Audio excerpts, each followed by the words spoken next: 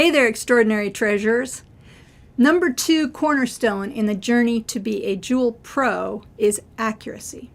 If we were to continue with the cake baking scenario, accuracy is like using measuring cups rather than just dumping flour and sugar into the bowl. Does it really matter if you use 1 cup or 2 of flour? Accuracy in the building project is all the time that my husband spent measuring and making sure that things were level and square when we remodeled the bathroom. Had we not measured and leveled, the new tub would not have drained correctly, the tile corners would not have matched up with one another, and it for sure would not have looked like this when we were finished with it.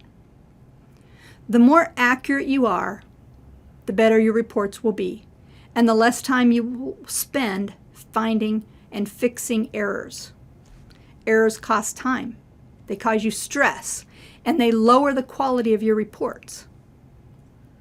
When you issue receipts at the end of the year, and your donor tells you that their receipt has a mistake in it, not only is it just a tiny little bit embarrassing, but you have to contact an auditor for a fix, then reprint the receipt, and then make sure that the donor receives it.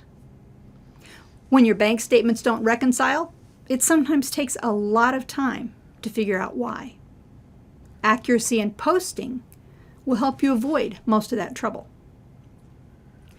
When you look at a tithe envelope, the first thing that should be accurate is the name. Each offering should be posted to the name that is on it. Duh. But wait, if it says Mary Smith, should that offering be posted to Mary Smith or to John and Mary Smith? If it is a young Smith child, shouldn't we just throw it in with John and Mary? Let me say it again. Each offering should be posted to the name that is on the envelope. Mary and John may be in the middle of a divorce. Mary and John may file their taxes separately. We don't need to know all that. We just post the offering to the name that's on the envelope. Of course, John T. Smith, Mr. John Smith, and J. Smith can be all one donor if they are all the same person. You may end up with 3 donor names, John Smith, Mary Smith, and John and Mary, or Mr. and Mrs. John T. Smith. And you'll have 3 receipts to give them at the end of the year. That's okay. Post accurately, spell correctly, and capitalize the first letter of each name. If it's wrong, fix it before you issue receipts. The amounts on the envelope also need to be entered into Jewel accurately. Not only the total, but the amounts that are donated on each line. Also, whether it's a cash or a check, and the check number should be accurate.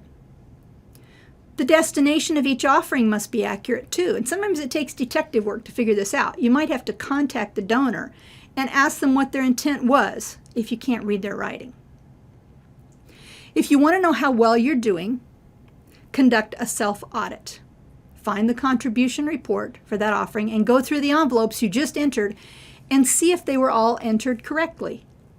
If you find a pattern of errors, slow down when you're entering envelopes. Check them all a second time each week if you need to. Don't be in such a hurry to get it done that you don't do it right.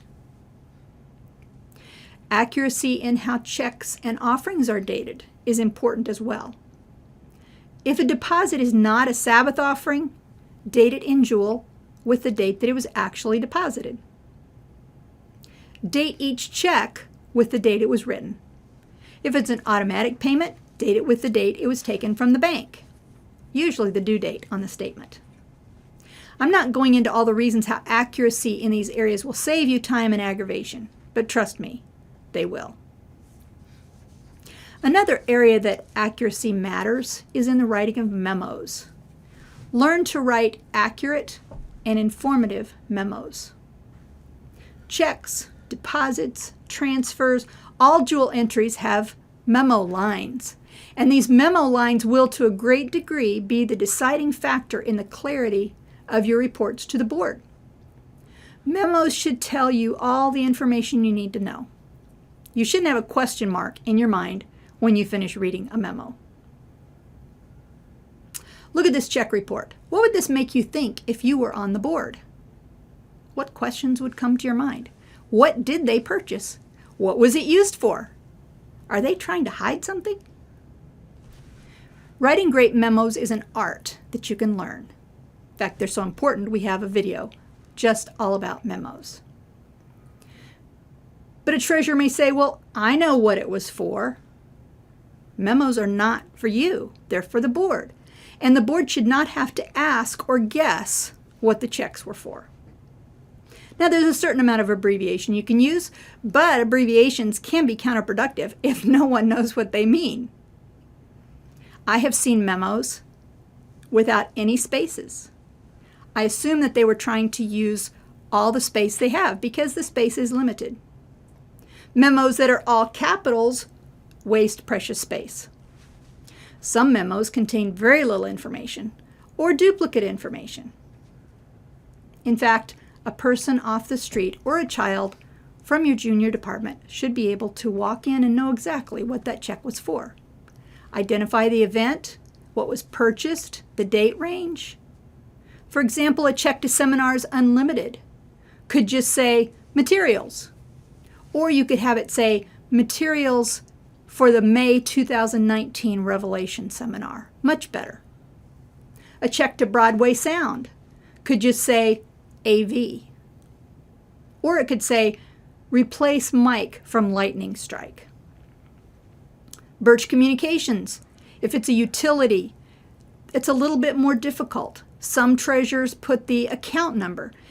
If you're not sending a paper check to the company, the account number is not useful to the board.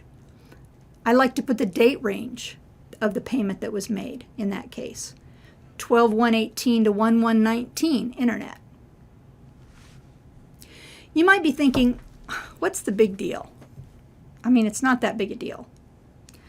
One of the churches that my husband pastored in another conference a long time ago, the treasurer was not very clear when he named the various accounts. He'd had the job for a very long time and he tended to hide money because he believed that if the board knew they had it, they would spend it. So the problem was his memory began to decline and he forgot what the money was for. The church voted to remodel the bathrooms. He told the church they had the money. And after the bathrooms were remodeled, we discovered that we had spent our church plant's building fund and that we really didn't have the money after all. So names matter. Dates and memos and account names matter. Accuracy matters. So does consistency. And that is our topic in the next video. See you there.